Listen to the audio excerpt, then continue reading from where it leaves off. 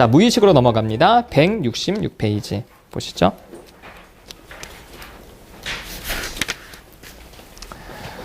프로이트가 처음에는 지형학적 모형을 이야기했습니다. 지형학적 모형은 여러분 마치 땅 따먹기 할 때처럼 여기는 내 땅, 여기는 네 땅 할 때처럼 여기는 의식, 여기는 무의식 이렇게 그러니까 구분을 지었다는 겁니다. 지형학적 모형이라는 거는. 자, 프로이트가 나눴던 인간의 마음은 크게 의식과 무의식입니다. 이것을 보통 빙산에 많이 비유를 합니다. 물 위로 나온 빙산은 의식이고 물 이면에 있는 빙산은 무의식이라는 거예요. 그리고 요 물 수면 바로 밑에 있는 무의식이긴 하지만 조금만 노력하면 우리의 의식으로 떠올릴 수 있는 마음의 내용들을 전의식이라고 이야기를 합니다. 그래서 의식, 전의식, 무의식으로 이렇게 영역을 구분했다. 그래서 지형학적 모형이라고 했는데, 그런데 이런 우리의 마음의 구분은요, 서로 정적으로 있는 게 아니라 동적으로 있습니다. 동적으로 있다는 것은 서로 힘의 균형과 견제를 유지하면서 역동적으로 움직이고 있다는 거예요. 자, 이렇게 생각해 보십시다. 어떤 심리학 실험에서 사람들한테 얘기했어요. 지금부터 5분 동안 물 위에 있는 빙산에 거기 앉아있는 백곰, 이것만 생각하지 마라 그랬어요. 그리고 다른 생각은 얼마든지 해도 좋다. 이렇게 얘기를 했어요. 그걸 생각하지 말라고 하니까 오히려 아무런 이야기도 하지 않았다는 사람들보다 백곰을 생각하는 비율이 어땠어요? 훨씬 높았죠. 우리의 마음속에는 뭘 생각하지 말아야지라고 우리의 마음속에 처박아 놓을수록 이건 그대로 있는 게 아니라는 거예요. 계속 떠오른다는 겁니다.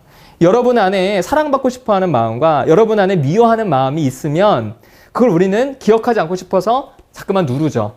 그럼 얘네 마음은 눌리는 게 아니라 의식이 얘네를 누르는데 눌리는 게 아니라 작용과 반작용의 법칙처럼 다시 솟아오르려는 힘이 있다는 거예요.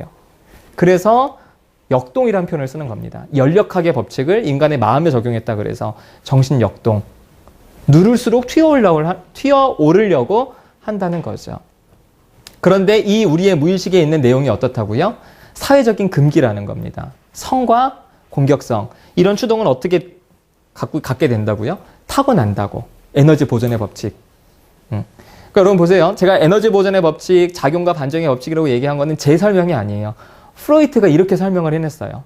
그러니까 그 당시 연력학 법칙에 대해서 지금은 우리가 사실은 물리학 법칙이 굉장히 많이 나와서 잘 모르는데 이때 당시에 연력학 이 법칙들은요, 사람들에게 굉장히 획기적인, 누구나 알 수 있는 이런 것들이니까 프로이트가 그런 걸 갖다가 설명을 해보니까 사람들이 아, 그래, 그렇구나. 억압하려고 할수록 튀어 올라오는 거구나. 이렇게 이제 이해를 했다는 거죠. 그럼 도대체 왜 무의식은 왜 생기느냐? 아이들은 성적인 욕구를 타고나지만 그런 것들이 죄책감으로 느껴져서 억압하게 되는 거는 그런 성적인 욕구가 이성의 부모를 향할 때 동성의 부모로부터 위협감을 느껴서 그 욕구를 억압하게 된다고 프로이트가 설명한 겁니다. 그래서 이거는 여러분 어떻게 생각하면 좋냐면 남자아이가 엄마에게 성적인 느낌을 갖는다는 거를 아들이 엄마랑 섹스를 한다고 생각하시면 안 돼요. 아들들은 엄마에게 엄마랑 결혼할 거라는 얘기를 합니다. 아세요? 딸들은 아빠랑 결혼한다고 얘기를 하죠. 안 하셨어요? 그게 이상한 거야. 거의 다 해. 거의 다 해. 아빠가 진짜 무섭거냐 않으면요. 우리 아들도요. 그래, 엄마한테. 나 커서 엄마랑 결혼할 거야? 이 얘기를, 근데 저도 그랬어요, 엄마한테. 나 세상에서 엄마가 제일 이쁘다고. 엄마랑 결혼할 거라고. 근데 딸들은 아빠랑 결혼할 거라고. 근데 이미 엄마는 이제 그럼 와이프는 그러죠. 난 아빠랑 결혼했는데 이렇게 이제 얘기를 하면 아빠를 미워하는 거예요. 아빠 나빠. 나 엄마랑 결혼할 건데. 이제 그러면서 아빠와 아들 사이에 라이벌 관계가 형성이 되는 거예요. 근데 이거는 프로이트가 만들어낸 소설이 아니에요. 우리 안에 가슴을 누리는 남자가 우리 집엔 3명이지. 나 빼고 아들 2. 그 엄마를 놓고 쟁탈전이 벌어지는 거예요. 그래서 이런 관계 패턴에서 프로이트는 이때 아빠들이 아들을 강하게 제압하려고 하면 아들은 엄마에 대한 사랑의 욕구가 잘못됐다고 느껴서 어떻게 무의식으로 넣어버린다는 게 프로이트의 설명이었습니다. 근데 프로이트의 이런 설명을 너무 논리적으로 따지면요, 이상해져요. 근데 프로이트의 글이나 이런 걸 봤을 때 프로이트는 논리적인 과학적인 이야기를 한 게 아니라 사람의 마음의 작동에 대한 스토리를, 그러니까 이야기꾼이었어요, 이 사람은. 그래서 이제 이렇게 이제 설명을 해냈던 겁니다. 실제로 이때는요, 남자아이들이 성에 눈을 떠요. 여자애들도 성에 눈을 뜹니다. 남자애건 여자애건 자유행위를 많이 해요. 자기가 남자 여자라는 사실을 인식하고 성기에 대한 집착을 보이기도 한다는 겁니다. 그때 엄마가 너 이걸 하면 안 된다고, 너 이렇게 하면 안 된다고 하면 아이들은 그게 잘못됐다는 느낌을 확 갖게 되는 거죠. 그런 것들이 바로 무의식의 시작이다라고 이야기를 합니다. 그런데 이런 무의식은 끊임없이 의식으로 떠오르려고 해서 의식으로 떠올라와서 이게 그냥 나오면은 얼마나 황당하겠어요. 얼마나 불쾌하겠어요. 제가 지금 여러분 앞에서 지읒지읒 비읍지읒 막 계속 얘기하면 얼마나 불쾌해서 가서 어디다 글 올리겠죠. 누가 신 강의 갔더니 이상한 사람 같다. 막 강의 중에 욕설을 막 이렇게 이제 얘기를 불쾌하니까 그러겠죠. 그러니까 사람들도 견디지 못하니까 어떻게 한다고요? 무의식에 올라오려고 할 때 이거를 있는 그대로 받아들이지 못하니까 증상으로 바꿔버리는 거예요. 그게 전환장애예요. 마음의 이것들을 신체로 바꿔버린다. 신체 증상 장애 가운데 또 실생애가 있습니다. 자기도 모르게 실언을 하는 거예요. 중요한 약속을 자기도 모르게 까먹어버리고. 근데 프로이트는 그 이면에 네 무의식을 보면은 그 이유가 있다라고 얘기를 하는 거죠. 또 우리가 깨어있을 때는 의식이 단단히 경계하니까 얘네들이 올라오지 못하는데 우리가 잠을 잘 동안에는 의식이 약간 약해지거든요.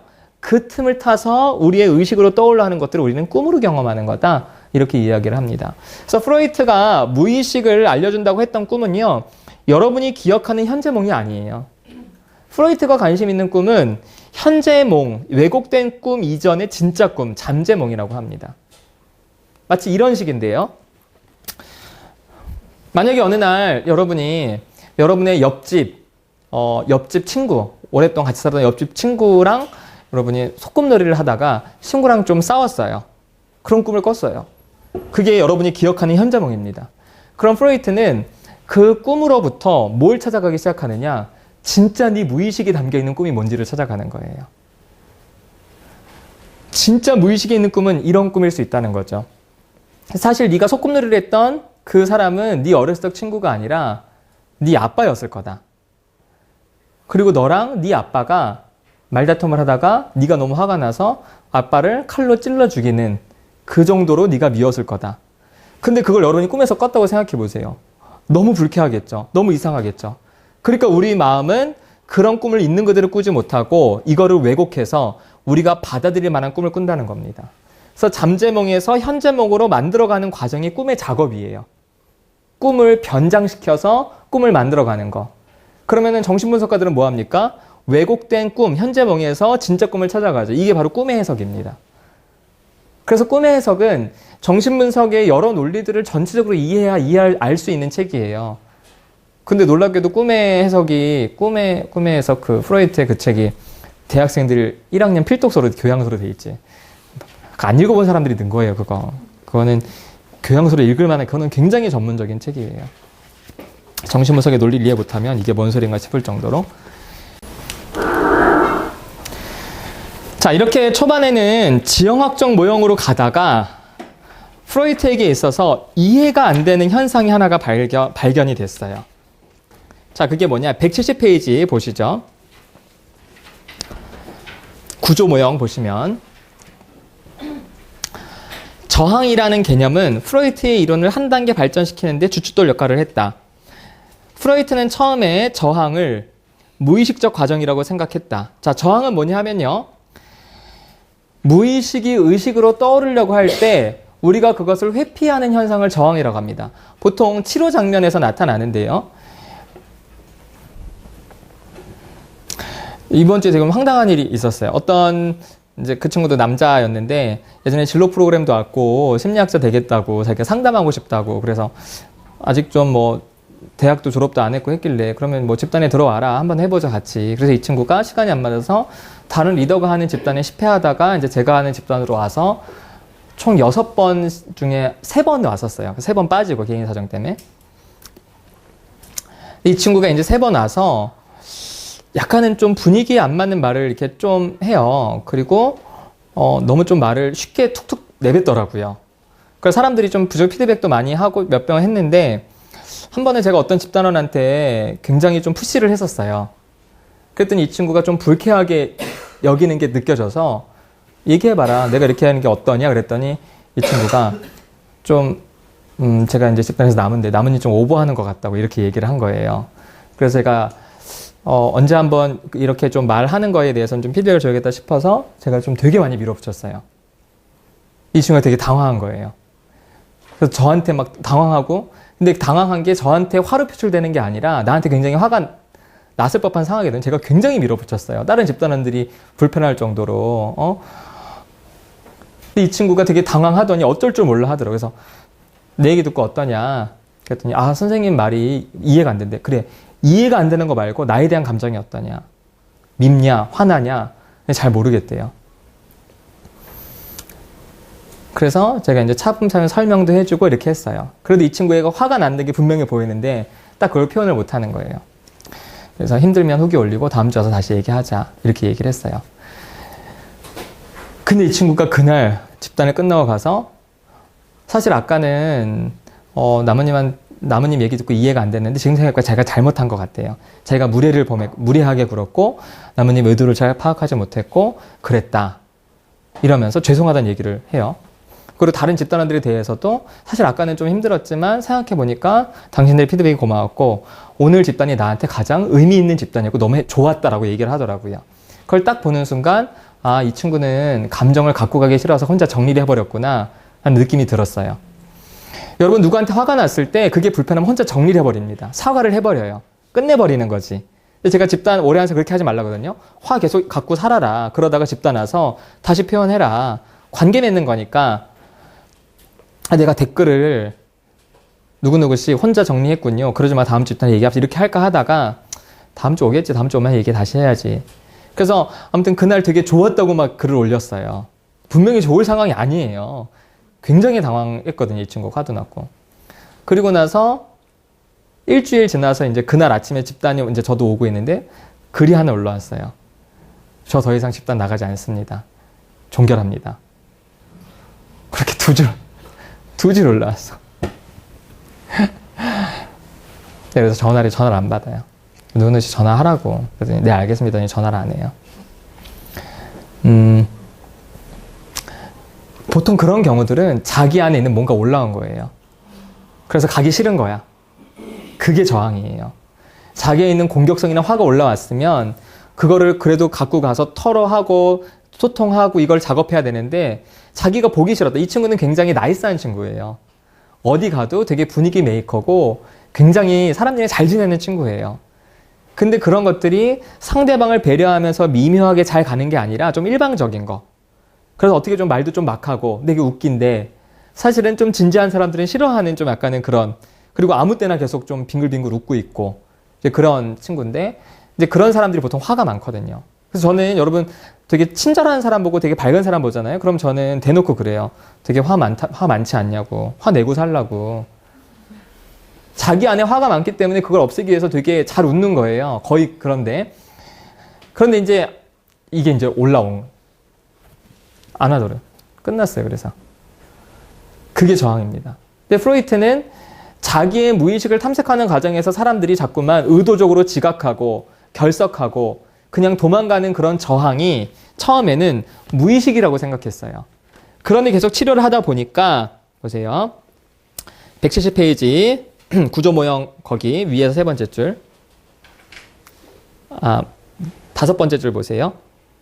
마지막 단락입니다. 하지만 프로이트는 다양한 환자들을 치료하면서 상당히 의도적이고 의식적인 저항이 있음을 알게 되었어요.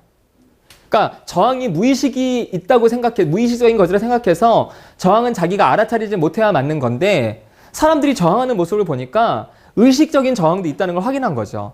그러니까 자기가 마음을 의식과 접근 불가능한 무의식으로 구분한 게 지금 엇나가기 시작하는 거잖아요. 그리고 또 쉽게 의식화할 수 있는 기억, 다시 말해서 쉽게 의식화할 수 있는 기억이 존재한다는 사실도 알게 됐어요.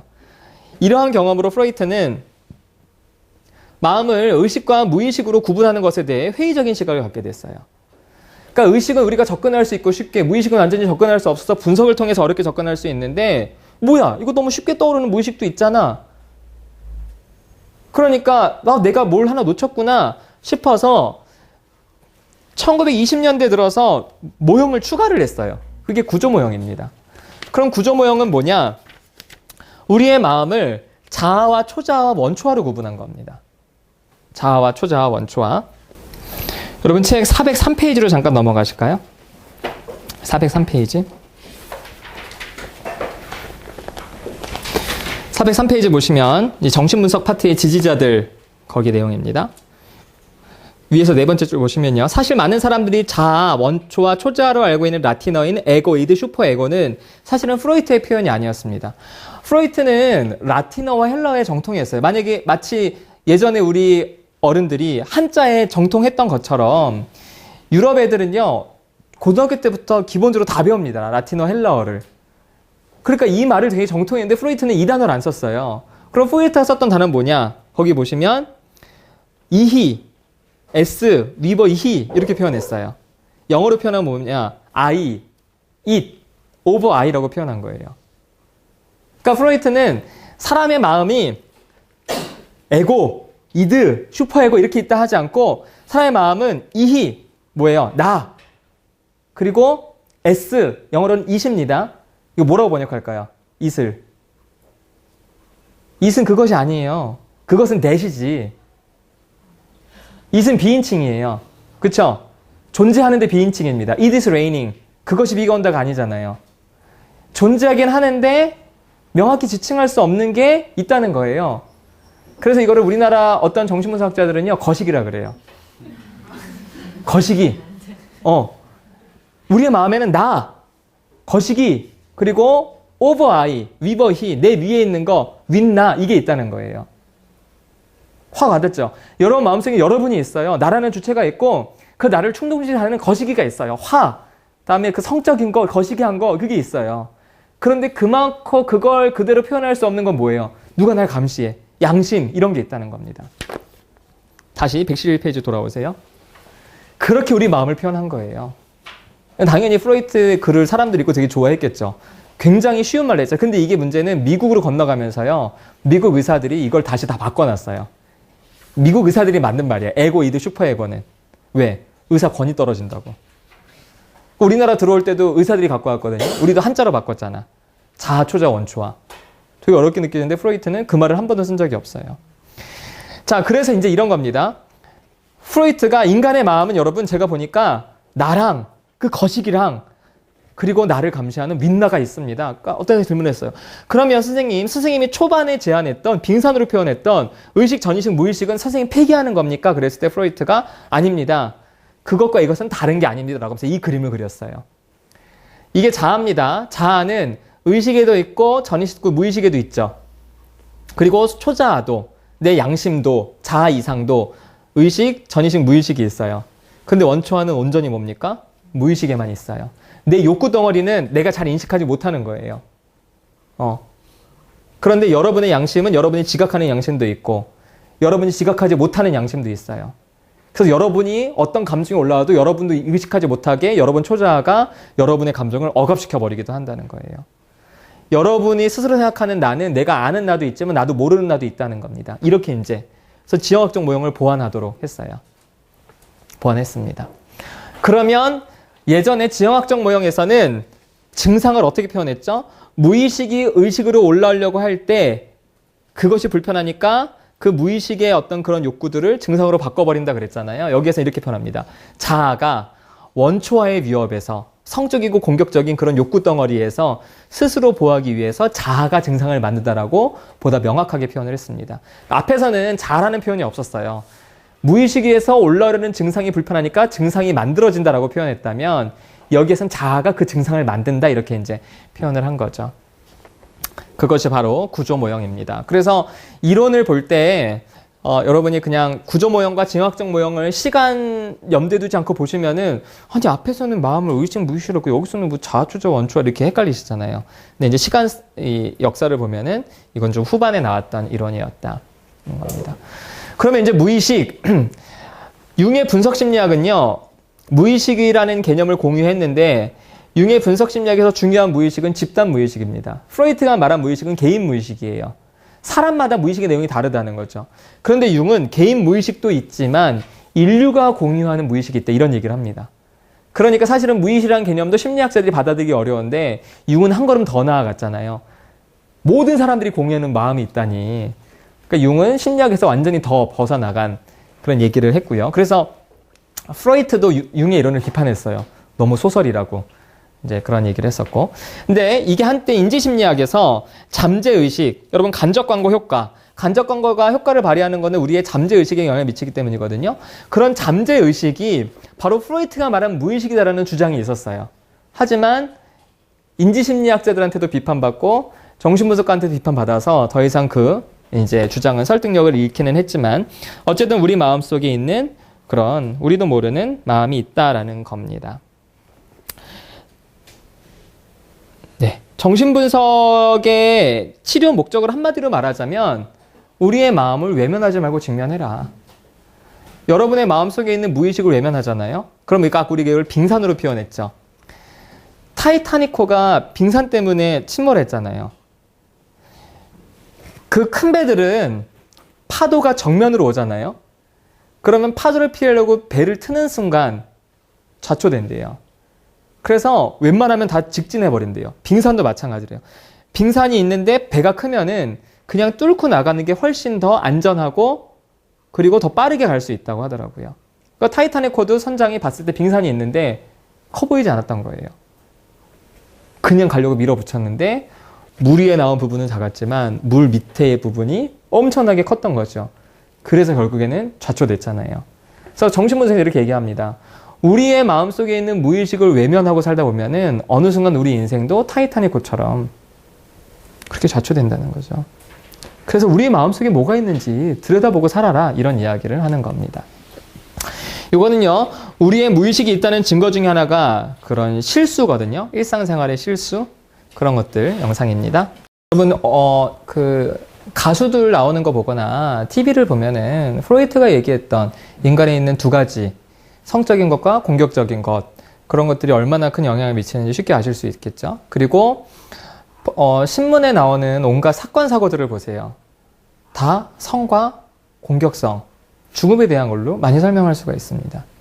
그래서 프로이트의 통찰력은 사실은 과학적인 어떤 기준에서는 비판을 받음에도 불구하고 여전히 그 영향력을 계속 유지하고 있는 겁니다. 사람들이 상담에서도 가장 어려워하기, 얘기하기 힘들어하는 게 그거예요. 성적인 것과 공격적인 것. 그래서 이제 솔직성을 가장 이렇게 상담에서는 그게 제일 중요한데 개인 상담할 때 내담자들한테 당신 솔직해라 이렇게 얘기를 해요. 그러면 선생님 저는 제 얘기에 솔직할 거예요. 그래 당연히 솔직하려고 왔겠지. 그런데 그것보다 더 중요한 거는 당신이 나에 대해서 느끼는 감정을 솔직하게 얘기해야 된다. 내가 하는 말이 듣고 기분 나빠서 나한테 화가 난다면 그걸 얘기하는 게 상담이다. 그리고 특히 이제 이성한테는 혹시 내가 상담하면서 내가 좋아져서 이성적으로 좋아진다면 그것도 얘기를 해야 된다라고 얘기를 해요. 그게 이제 프로이트가 이제 나중에 우리가 뒤에 살펴볼 전이라는 개념으로 연결이 되는 건데, 근데 집단에서도 사람들이 가장 어려워하는 게 그거예요. 난 네가 정말 싫어. 네가 널 증오하고 널 죽이고 싶어. 근데 이번 주에 어떤 남자 집단원들이 갈등할 때 어떤 분이 다른 집단원이 어떤 분을 되게 무시했을 때 이분이 내가 오늘 와가지고 내가 너를 이 탁자에 다리를 부러뜨려 너를 패주고 싶었다 이렇게 얘기했어요. 그랬더니 그걸 듣는 남자분은 나는 당신 죽여버리고 싶다고 지금 이제 이런 이야기를 해요. 근데 여러분 그런 이야기를 하는 게 사실 굉장히 큰 용기가 필요한 거예요. 생판 모르는 사람끼리 앉아가지고 그런 얘기를 한다라고. 근데 그것보다 더 힘든 게 있어요. 그게 뭘까요? 난 너 좋아해. 그것도 이성한테. 난 너 좋아한다. 근데 상대방이 미혼이 아니어도 그런 이야기 마음에 들 수 있잖아요. 그쵸? 그런 이야기도 하게 해요. 그래서 사람들이 그 얘기를 하는 사람들도 있어요. 용기 있죠. 결혼한 이제 유부녀한테 나는 이성적으로 좋다. 근데 그렇다고 사기라는 겁니까? 바람피라는 거예요? 아니에요. 그래 너 이 사람 좋아할 수 있잖아요. 근데 그렇게 까놓고 얘기하면은 도대체 그 마음이 왜 생기는지 그걸 작업할 수 있는 기회가 있는데 사람들이 그런 마음이 마치 없는 것처럼 하고 살아가다 보니까 나중에 결혼 생활하다 갑자기 내가 다른 여자한테 마음이 있는데 그게 당황스러운 거예요. 마치 내가 내 운명을 지금 깨달은 것 같고 그때부터 이제 인생이 꼬이기 시작을 하는 거지. 그래서 이런 것들 다 드러내는 과정 속에서 프로이트는 솔직한 게 우리 마음의 무의식을 들여다보는 게 그게 치료의 시작이다라고 이제 이야기를 하는 겁니다.